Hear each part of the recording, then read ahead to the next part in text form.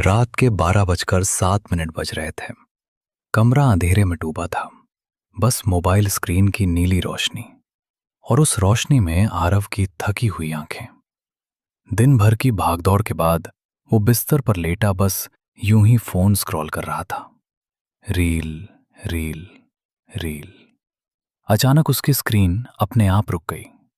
एक काली स्क्रीन। बीच में सिर्फ एक लाइन चमक रही थी। क्या तुम मुझे देख पा रहे हो? आरव चौंका। उसने सोचा कोई ग्लिच होगा। वापस जाने की कोशिश की, लेकिन मोबाइल हैंग हो चुका था। अब दूसरी लाइन उभरी। डरो मत, मैं बस बाहर आना चाहता हूं। उसकी उंगलियां ठंडी पड़ गईं, दिल की धड़कन तेज। बकवास, उसने जोर से कहा और पावर बटन दबाया। स्क्रीन बंद, कमरे में अंधेरा। और तभी टिक टिक, घड़ी की आवाज अब कानों में हथौड़े की तरह बज रही थी।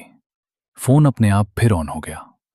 इस बार कैमरा खुला हुआ था, फ्रंट कैमरा। और स्क्रीन पर आरव खुद को देख रहा था, लेकिन उसके पीछे अंधेरे में कोई और भी खड़ा था। एक धुंधली परछाई, लंबे बिखरे बाल, चेहरा साफ नहीं। आरव ने धीरे धीरे पीछे मुड़कर देखा। कमरे में कोई नहीं था। फिर उसने स्क्रीन की तरफ देखा। अब वो परछाई मुस्कुरा रही थी। मोबाइल से एक धीमी टूटी हुई आवाज आई। हर रात तुम मुझे देखते हो, अब मेरी बारी है।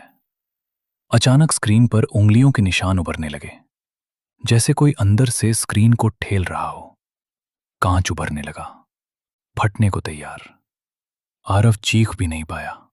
और तभी क्रैक, मोबाइल की स्क्रीन पर एक दरार पड़ी और उस दरार के बीच से एक काली उंगली धीरे धीरे बाहर निकलने लगी।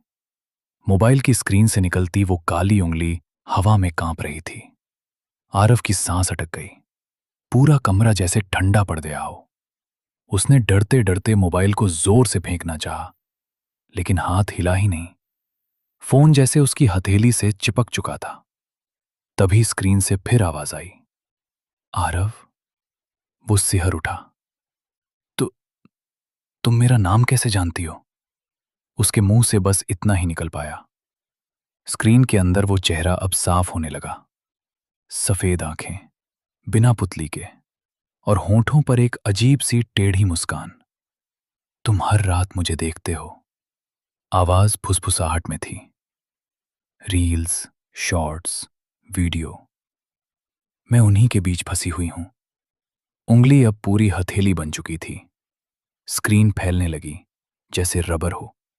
आरव ने जोर से आंखें बंद कर लीं। तभी धप, कुछ फर्श पर गिरा। उसने डरते डरते आंखें खोली। मोबाइल अब बिस्तर पर पड़ा था। स्क्रीन नॉर्मल, कोई दरार नहीं, कोई उंगली नहीं। कमरे में सिर्फ सन्नाटा। शायद सपना था, आरव ने खुद को समझाया। वो उठकर पानी पीने गया, लेकिन जैसे ही उसने शीशे में देखा, उसकी परछाई उसके साथ नहीं हिली। परछाई शीशे में ही खड़ी रही।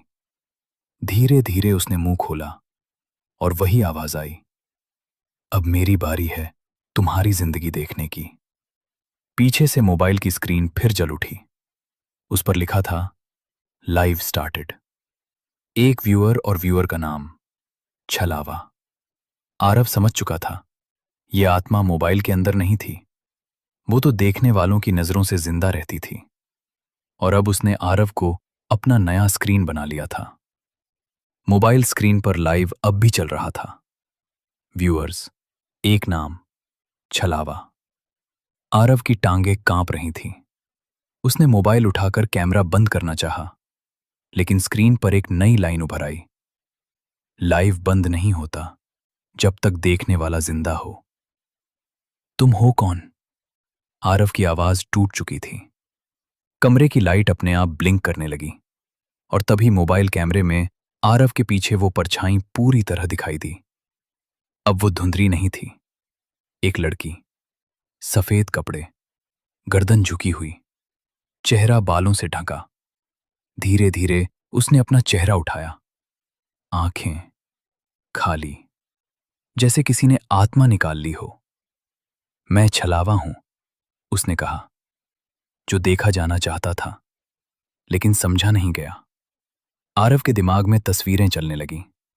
लोगों की रील्स, डरावने video, live suicide clips, accidents, लाशें। वो चीख पड़ा, मैंने कुछ नहीं किया, मैं तो बस देखा करता था। लड़की मुस्कुराई, बस देखना ही तो गुनाह था। जब लोग मुझे मरते हुए देख रहे थे, हंस रहे थे, कमेंट कर रहे थे, तब तुम भी वहीं थे। अचानक कमरे की दीवारें स्क्रीन बन गईं। हर तरफ आरव का चेहरा लाइव चल रहा था। व्यूअर्स बढ़ने लगे, 5, 20, 100। कमेंट्स आने लगे, क्या एक्टिंग है, रियल लग रहा है, लाइक करो यार, करो यार। आरव रो पड़ा, बंद करो, कोई मदद करो। छलावा ने धीरे से उसका मोबाइल उठाया। अब लोग तुम्हें देखेंगे जैसे तुमने मुझे देखा था। उसने स्क्रीन पर जूम इन किया। आरव की आंखें फटने लगीं। दर्द, चीख, लेकिन आवाज बाहर नहीं गई, क्योंकि ये सब सिर्फ देखने के लिए था। अगली सुबह खबर आई, एक युवक मोबाइल देखते हुए मृत पाया गया। फोन में आखिरी वीडियो लाइव था। व्यूअर एक नाम, छलावा। और उसी रात किसी और के मोबाइल पर एक नई लाइन चमकी, क्या तुम मुझे देख पा रहे हो?